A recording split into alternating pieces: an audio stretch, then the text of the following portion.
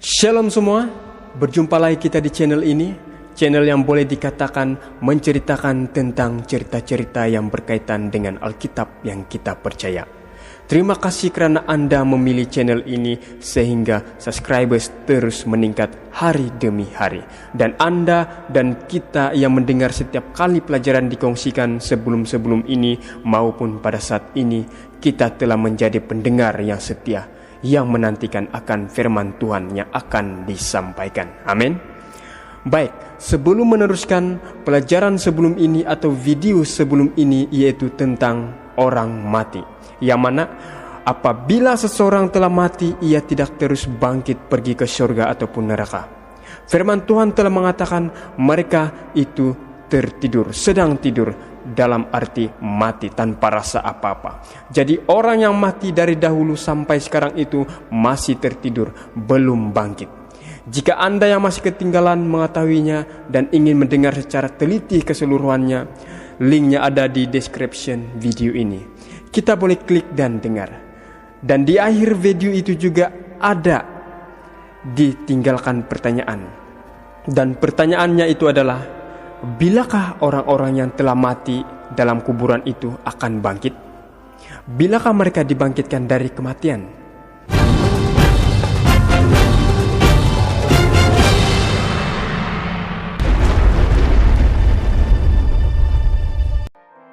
Sebelum kita mengetahui bilakah orang mati itu bangkit, kita harus tahu terlebih dahulu akan ada berapa macam kebangkitan.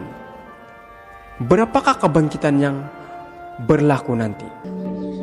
Janganlah kamu heran akan hal itu, sebab saatnya akan tiba bahwa semua orang yang di dalam kuburan akan mendengar suaranya. Dan mereka yang telah berbuat baik akan keluar dan bangkit untuk hidup yang kekal. Tetapi mereka yang telah berbuat jahat akan bangkit untuk dihukum. Ayat ini menerangkan ada dua macam kebangkitan, yaitu pertama, bangkit untuk hidup kekal, dan yang kedua, bangkit untuk dihukum. Pertanyaannya lagi, bilakah kedua kebangkitan itu terjadi? Dan mana yang lebih dahulu? Apakah kedua kebangkitan itu sama-sama terjadi di saat yang sama? Jawabannya ada di Wahyu 20 ayat 6. Mari dengar. Berbahagia dan kuduslah ia yang mendapat bagian dalam kebangkitan pertama itu. Kematian yang kedua tidak berkuasa lagi atas mereka, tetapi mereka akan menjadi imam-imam Allah dan Kristus, dan mereka akan memerintah sebagai raja bersama-sama dengan Dia 1000 tahun lamanya. Ayat ini mengatakan kebangkitan yang pertama untuk hidup yang kekal, yang kita semua nanti-nantikan. Karena saat itu kita bersama-sama dengan Yesus selama berapa? Selama 1000 tahun lamanya. Dan juga dikatakan di sana, dan mereka hidup kembali dan memerintah sebagai raja bersama-sama dengan Kristus untuk masa 1000 tahun. Hidup kembali artinya yang tadi sudah mati, masih tidur dalam kubur dan dibangkitkan. Hidup kembali. Tapi di manakah mereka akan memerintah bersama dengan Kristus? Kita akan melihat jawabannya nanti. Inilah tempo 1000 tahun dimulai saat orang-orang benar dibangkitkan di kebangkitan yang pertama. Semua orang benar yang ada di kubur dibangkitkan pada kebangkitan yang pertama. Dan sekarang bagaimana orang-orang jahat yang ada dalam kubur? Apa yang terjadi kepada mereka ketika kebangkitan yang pertama ini? Apakah mereka juga akan bangkit masa itu? Mari dengar. Tetapi orang-orang mati yang lain tidak bangkit sebelum berakhir masa yang 1000 tahun itu. Siapakah orang-orang mati yang lain? Sudah tentu yang tidak dibangkitkan, yaitu orang-orang yang jahat. Ketika kebangkitan pertama, mereka tidak dibangkitkan. Jadi orang-orang jahat yang sudah mati, yang masih dalam kuburan, ya tetap saja masih tidur dalam kubur, menunggu 1000 tahun lagi. Itulah yang akan terjadi pada mereka. Tidak bangkit sebelum berakhir 1000 tahun itu. Jadi berarti ayat ini menunjukkan bahwa setelah 1000 tahun itu ada kebangkitan lagi kan? Dan itulah kebangkitan yang kedua untuk mereka, yaitu orang-orang yang jahat. Mereka dibangkitkan untuk apa? Bukan untuk naik surga ya, tetapi untuk dihukum. Setakat ini boleh dipahami? Mudah-mudahan boleh dipahami tahap demi tahap ya. Jika masih ada yang bingung, kita lihat gambar ini. Ini adalah tempo 1000 tahun. Kita sudah belajar tadi, di awal tempo 1000 tahun itu ada kebangkitan yang pertama bagi orang-orang benar yang telah mati. Dan setelah habis 1000 tahun itu ada lagi kebangkitan yang kedua. Dan itulah kebangkitan untuk orang-orang jahat yang telah mati. Untuk apa mereka bangkit? Kita sudah ketahui tadi, di kebangkitan pertama untuk hidup kekal dan di kebangkitan kedua untuk dihukum. Nah, jadi kita sudah tahu sekarang masa tempo 1000 tahun itu mulai terjadi diawali ketika terjadi kebangkitan yang pertama. Jadi pertanyaannya di sini, bila kebangkitan pertama itu terjadi yang menjadi titik awal 1000 tahun itu, bila ia terjadi? Mari dengar. Sebab pada waktu tanda diberi, yaitu pada waktu penghulu malaikat berseru dan sangkakala Allah berbunyi, maka Tuhan sendiri akan turun dari surga, dan mereka yang mati dalam Kristus akan lebih dahulu bangkit. Jadi kebangkitan untuk hidup kekal yang kita bahaskan tadi terjadi saat Yesus datang yang kedua kali. Dan disitulah titik awal dimulainya tempo 1000 tahun. Dan ketika Yesus datang yang kedua kali, akan ada 4 kelompok manusia. Entah dia dari bangsa mana, suku mana, status apapun, jabatan apapun, orang kaya, orang miskin, para YouTubers kah, status tinggi rendah, dan siapapun dia, akan terbahagi kepada 4 kelompok ini ketika Yesus datang yang kedua kali. Kita lihat, yang pertama, orang benar yang sudah mati. Kedua, orang benar yang masih hidup. Ketiga, orang jahat yang sudah mati. Dan yang keempat, orang jahat yang masih hidup. Suka tidak suka, pada akhirnya nanti ketika Yesus datang, kita semua yang mendengar saat ini maupun mereka yang di luar sana akan ada salah satu dari keempat kelompok ini. Kira-kira kita ada di mana? Atau kira-kira kita mau pilih yang mana? Kalau pertanyaannya kita mau pilih yang mana, berarti kita harus tahu dulu apa yang akan terjadi dari setiap kelompok-kelompok ini ketika Yesus datang yang kedua kalinya. Mari kita lihat.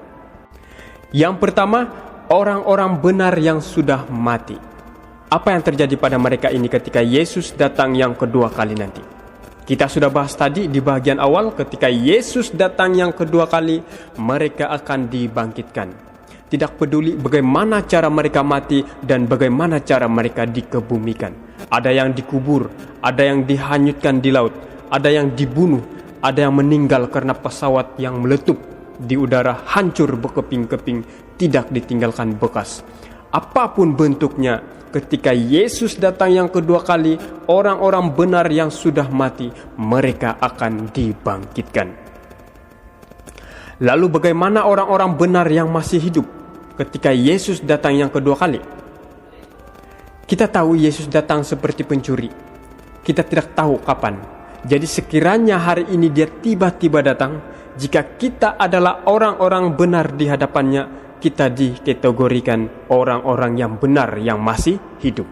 Jadi apa yang terjadi pada orang yang benar ketika Yesus datang yang kedua kali? Mari dengar dengan teliti. Sesudah itu, kita yang hidup, yang masih tinggal, akan diangkat bersama-sama dengan mereka dalam awan, menyongsong Tuhan di angkasa. Demikianlah kita akan selama-lamanya bersama-sama dengan Tuhan. Jadi Alkitab katakan kita akan diangkat bersama-sama. Bersama siapa?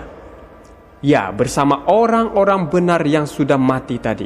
Orang-orang benar yang mati dari Adam lagi sampai sekarang kita bersama-sama dengan mereka diangkat dalam awan menyongsong Tuhan di angkasa. Dulu masa admin kecil, pikiran saya, kalau orang sudah mati nanti, wah, saya boleh bertemu dengan nenek saya yang sudah tunggu di gerbang surga. Bayangan saya seperti itu.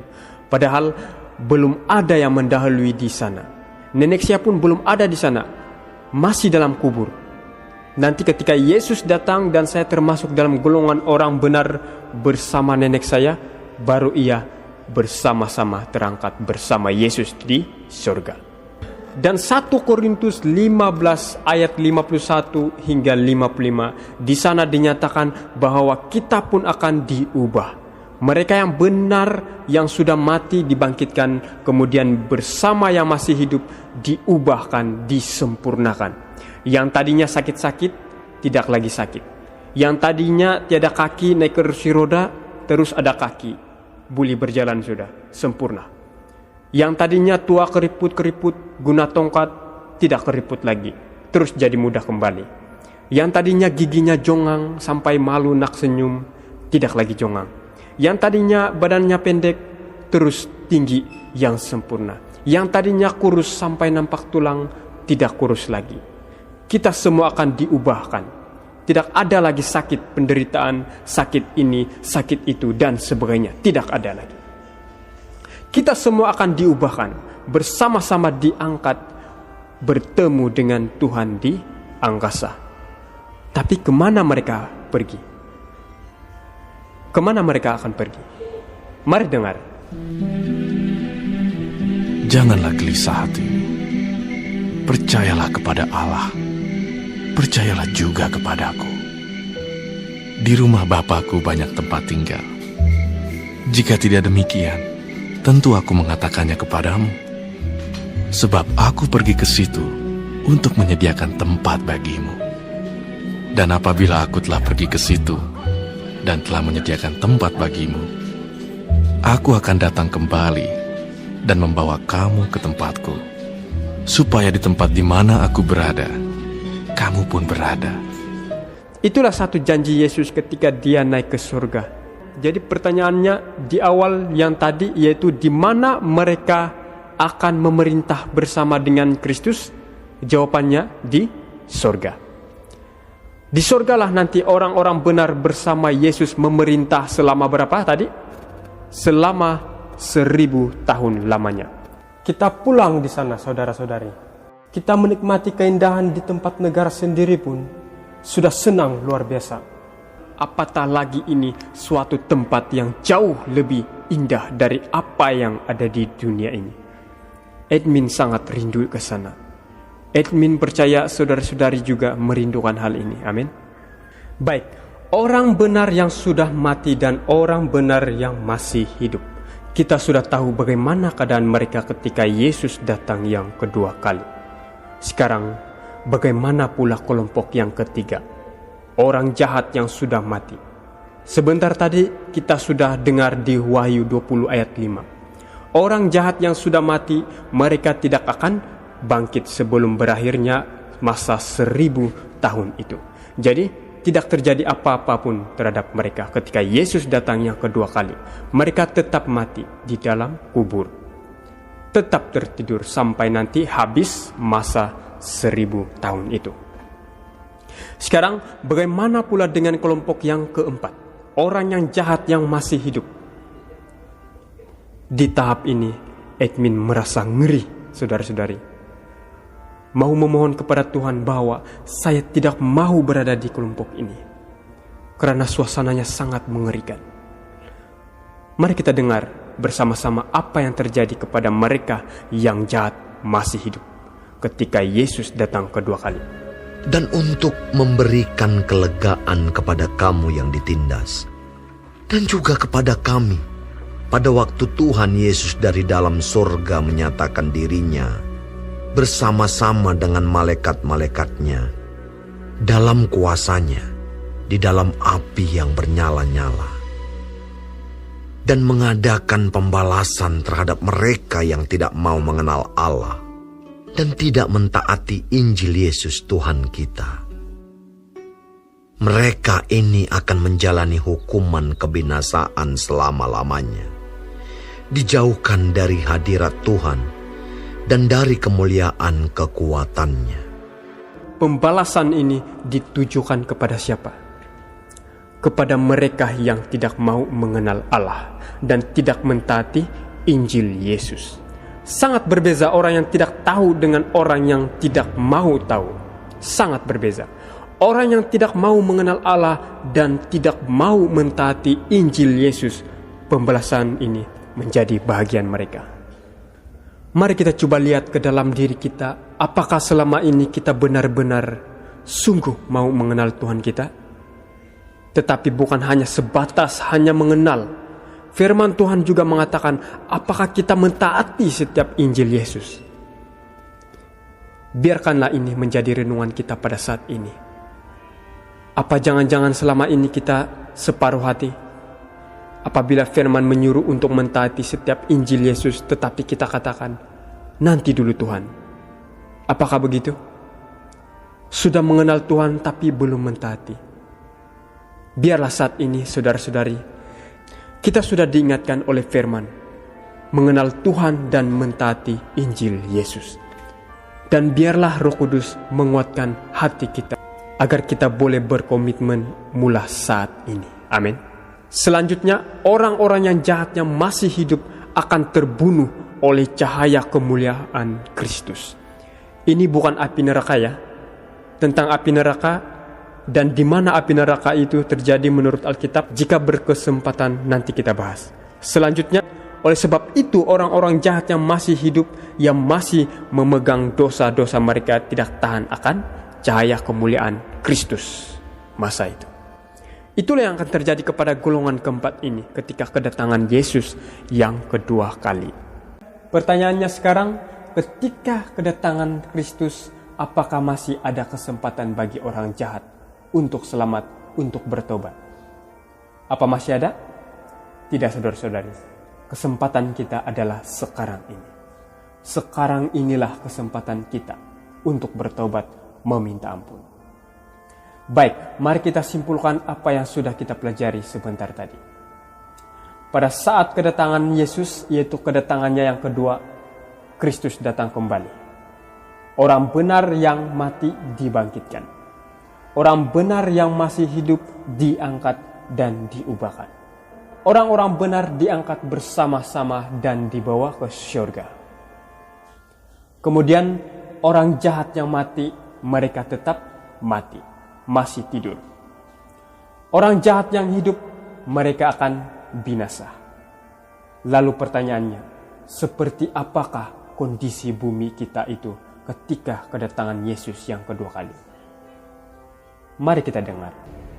Maka memancarlah kilat dan menderulah bunyi guruh, dan terjadilah gempa bumi yang dahsyat seperti belum pernah terjadi sejak manusia ada di atas bumi. Begitu hebatnya gempa bumi itu. Ada yang ingat gempa yang dahsyat yang pernah terjadi? Di mana? Di Indonesia yang kita ingat.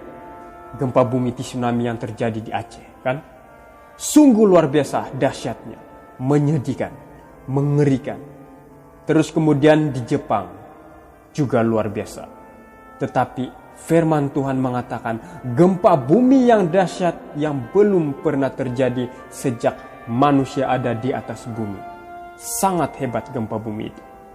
Apakah kita dapat bayangkan, saudara-saudari? Sangat ngeri jika dibayangkan. Dan dikatakan, dan semua pulau hilang lenyap, dan tidak ditemukan lagi gunung-gunung. Sampai pulau rata dan gunung tenggelam. Begitu hebatnya gempa bumi itu. Itulah terjadi pada saat itu. Sehingga orang-orang akan ketakutan, berlarian. Sehingga tidak heran pada saat itu orang-orang jahat yang tidak tahan akan kemuliaan Kristus. Dan mereka berkata kepada gunung-gunung dan kepada batu-batu karang itu, "Runtuhlah menimpa kami, dan sembunyikanlah kami terhadap Dia yang duduk di atas tahta dan terhadap murka anak domba itu." Mereka tidak tahan akan kemuliaan Kristus, sehingga mereka meminta gunung dan batu karang itu menimpa mereka. Sebab bagi mereka lebih baik mati ditimpa daripada melihat kemuliaan Tuhan. Saya percaya di antara kita pada saat ini, yang mendengar saat ini, yang takut, ngeri, tidak akan berada di sana. Admin pun tidak mau. Takut, ngeri, dan pada saat itu juga apa yang akan terjadi. Maka pada hari itu akan bergelimpangan orang-orang yang mati terbunuh oleh Tuhan. Dari ujung bumi sampai ke ujung bumi, mereka tidak akan diratapi, tidak akan dikumpulkan, dan tidak akan dikuburkan. Mereka akan menjadi pupuk di ladang. Bayangkan saudara-saudari, sampai ke ujung bumi, mayat berkelimpangan. Mereka tidak ada yang meratapi. Kenapa? Semuanya mati. Tidak ada yang mengubur. Kenapa? Tidak ada yang masih hidup. Karena semua manusia yang jahat mati. Seorang manusia pun tidak ada. Maka pada saat itu bumi akan menjadi kuburan yang sangat luas. Itulah menjadi pemakaman yang sangat luas selama 1000 tahun itu. Tidak ada penghuninya dan kondisinya seperti ini. Sesungguhnya Tuhan akan menanduskan bumi dan akan menghancurkannya, akan membalikkan permukaannya, dan akan menyerakkan penduduknya. Bumi akan ditanduskan setandus-tandusnya, dan akan dijarah sehabis-habisnya, sebab Tuhanlah yang mengucapkan firman ini. Bumi terhuyung-huyung sama sekali seperti orang mabuk, dan goyang seperti gubuk yang ditiup angin. Dosa pemberontakannya menimpa dia dengan sangat. Ia rebah dan tidak akan bangkit-bangkit lagi. Aku melihat kepada bumi, ternyata campur baur dan kosong.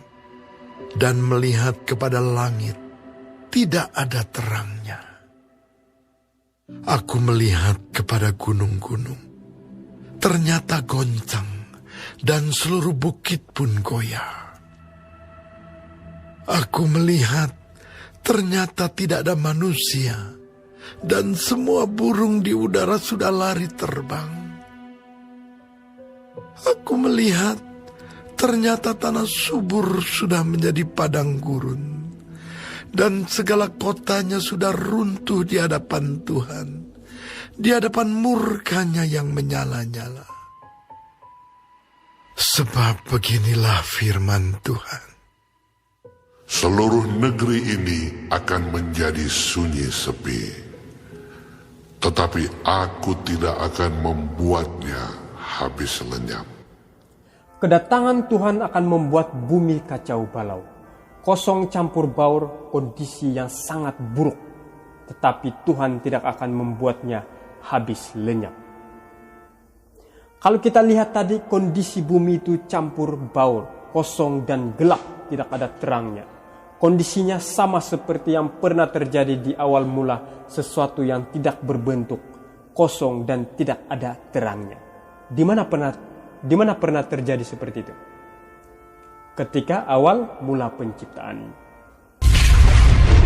Bumi belum berbentuk dan kosong. Gelap gulita menutupi samudra raya, dan roh Allah melayang-layang di atas permukaan air. Sama kondisinya, itulah yang akan terjadi. Dan sekarang saudara-saudari, sebelum kita terlupa, bagaimana pula dengan setan? Dari mula kita bahas tentang 4 golongan dan apa yang terjadi kepada mereka sampai bumi itu kosong. Tapi bagaimana pula dengan setan? Apa yang terjadi kepada setan? Kita tahu setan bukan seperti manusia tadi yang mati kebinasaan. Walaupun gempa bumi, pulau jadi rata, gunung tenggelam, bumi goncang, setan tidak ada apa-apa. Jadi apa yang terjadi padanya? Dan apa yang Tuhan lakukan padanya? Oleh karena video ini sudah begitu panjang, kita akan bawakan di video berikutnya. Terima kasih kepada yang setia mendengar dari mula sampai habis topik ini tanpa di-skip. Terima kasih sekali lagi. Dan kepada yang pertama kali singgah di channel ini, jika konten ini atau pelajaran ini bermanfaat bagi Anda, jangan lupa di-subscribe. Like, share, dan komen jika perlu. Dan kiranya Tuhan memberkati kita semua yang mendengar dari mula hingga habis. Amin.